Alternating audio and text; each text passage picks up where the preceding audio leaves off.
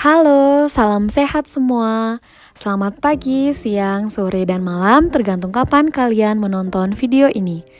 Perkenalkan, nama saya Nikada Afrilia Ningsih, mahasiswi dari Universitas Pendidikan Ganesha, Fakultas Ilmu Pendidikan, Program Studi Pendidikan Guru Sekolah Dasar dengan NIM 201103132 dari kelas 1A. Pada masa pandemi ini, apakah kalian masih belajar di rumah hari ini? Sebagian besar dari kita pasti masih ya. Tapi, belajar dari rumah nggak akan mengurangi semangat kita untuk belajar, bukan? Nah, karena semangat kita tidak memudar akibat pandemi ini, maka hari ini saya akan menjelaskan materi tentang pendidikan ditinjau dari filsafat humanistik dan filsafat Pancasila. Dengan demikian, yuk kita simak bersama materinya.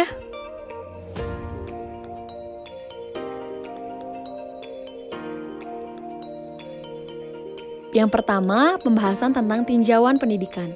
Pendidikan dapat ditinjau menjadi dua. Yang pertama, tinjauan pendidikan melalui filsafat humanistik dan filsafat Pancasila.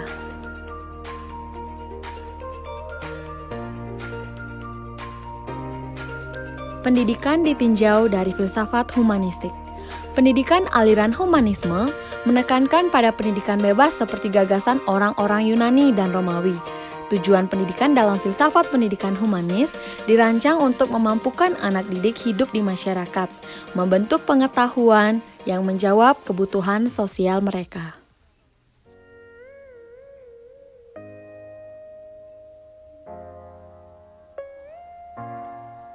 Ciri dari teori humanisme, yaitu pendekatan humanisme dalam pendidikan menekankan pada perkembangan positif, pendekatan yang berfokus pada potensi manusia untuk mencari dan menemukan kemampuan yang mereka punya dan mengembangkan kemampuan tersebut.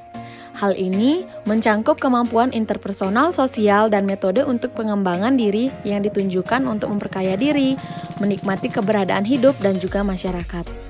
Keterampilan atau kemampuan membangun diri secara positif ini terjadi sangat penting dalam pendidikan karena keterkaitan dengan keberhasilan akademik.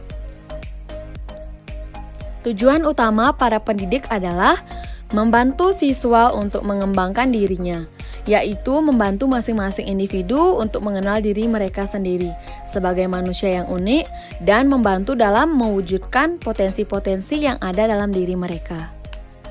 Pendekatan humanisme menekankan pentingnya emosi atau perasaan, komunikasi terbuka, dan nilai-nilai yang dimiliki oleh setiap siswa.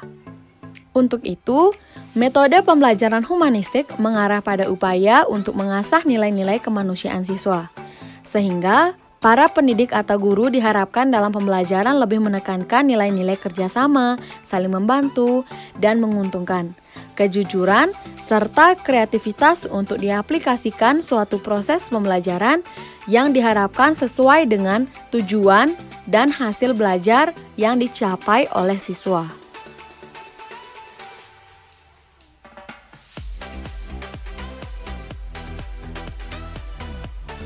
Selanjutnya, dua pandangan mengenai tujuan pendidikan timbul dari aliran humanisme ini, yaitu yang pertama, pengetahuan harus menjadi tujuan pendidikan. Yang kedua, disiplin mental adalah tujuan pendidikan. Dalam pandangan filsafat pendidikan humanis, realitas senantiasa mengalami perubahan, tidak permanen atau adjustment, penyesuaian atau adaptasi, pengetahuan sifatnya publik dan objektif, sedangkan keyakinan subjektif atau privat, kebenaran sifatnya relatif atau selalu berubah-ubah. Oleh sebab itu, kebaikan didasarkan pada apa yang berlaku di masyarakat atau tatanan sosial sebagai norma.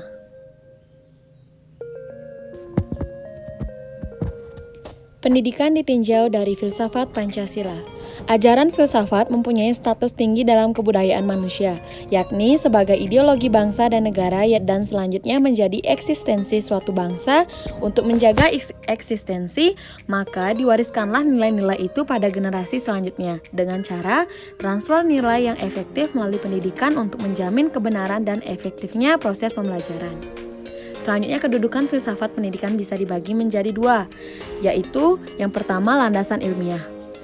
bagi pelaksanaan pendidikan yang terus berkembang secara dinamis. Yang kedua, landasan filosofis, yaitu menjiwai seluruh kebijaksanaan dalam pelaksanaan pendidikan dan dapat menjawab persoalan pendidikan.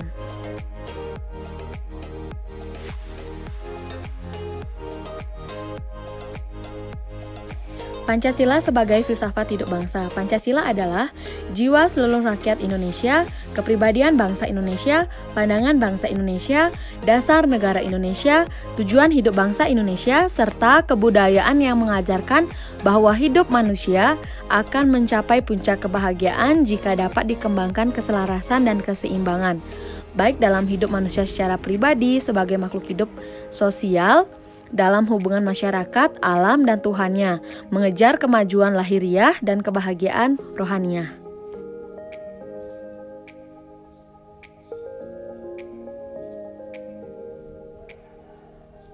Bukti pengamalan Pancasila yang dijadikan sebagai falsafah hidup bangsa menurut Muhammad Nur Syam pada tahun 1983, nilai-nilai dasar dalam sosio-budaya Indonesia hidup dan berkembang sejak awal peradaban yang bersifat masih berupa kebudayaan yang meliputi yang pertama, kesadaran ketuhanan dan kesadaran keagamaan secara sederhana.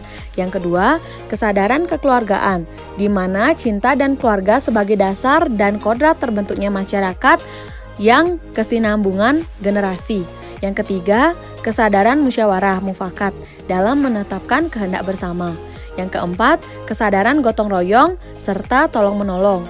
Dan yang terakhir, kesadaran tenggang rasa sebagai semangat kekeluargaan dan kebersamaan, hormat menghormati dan memelihara persatuan, saling mengerti demi keutuhan, kerukunan, dan kekeluargaan dalam kebersamaan.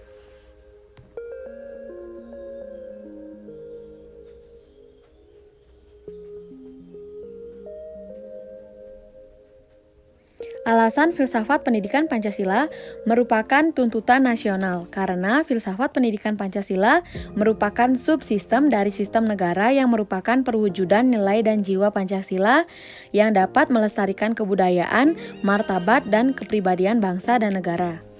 Hubungan Pancasila dengan sistem pendidikan ditinjau dari filsafat pendidikan. Pancasila merupakan dasar negara dan bangsa serta menjadi pandangan hidup bangsa yang menjiwai sila-silanya dalam kehidupan sehari-hari. Filsafat pendidikan berusaha menjawab dengan berpikir secara mendalam, sistematis, dan komprehensif mengenai bagaimana nilai-nilai Pancasila itu dapat dihayati, dipahami, dan dilaksanakan.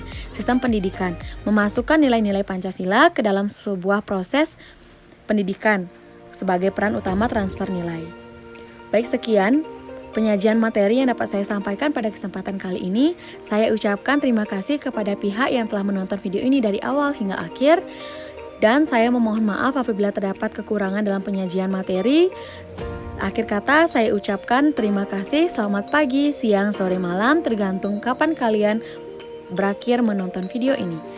Terima kasih. Salam sehat semuanya.